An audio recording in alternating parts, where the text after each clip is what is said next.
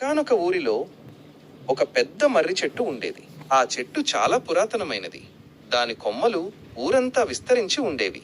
ఆ చెట్టు కింద ఎప్పుడూ చీకటిగా, భయంకరంగా ఉండేది. ఆ ఊరి ప్రజలు ఆ చెట్టును దెయ్యాల చెట్టుగా భావించేవారు.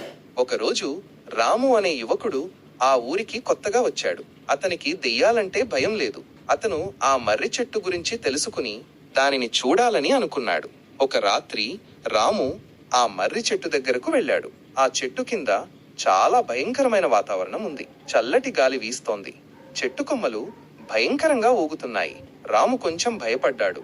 కాని అతను వెనక్కి వెళ్ళలేదు. అతను చెట్టు దగ్గరకు వెళ్ళగానే ఒక వింత శబ్దం వినిపించింది. రాము చుట్టూ చూశాడు. కాని ఎవరూ కనిపించలేదు. అతను భయంతో వణికిపోయాడు. అకస్మాత్తుగా ఒక తెల్లని నీడ చెట్టు కొమ్మల నుండి కిందకు దిగింది.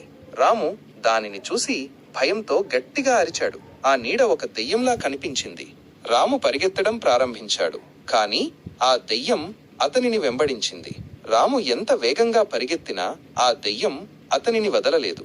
చివరికి రాము ఊరిలోకి చేరుకున్నాడు. అక్కడ ప్రజలు అతనిని చూసి భయపడ్డారు. రాము వారికి జరిగినదంతా చెప్పాడు.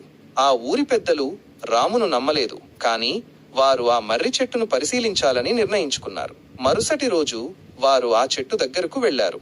వారు చెట్టు కిందకు చేరుకున్నప్పుడు అక్కడ ఒక వింత దృశ్యం కనిపించింది. ఒక తెల్లని గుడ్డ చెట్టు కొమ్మలకు కట్టి ఉంది. గాలికి అది ఊగుతుంటే దెయ్యంలా కనిపించింది.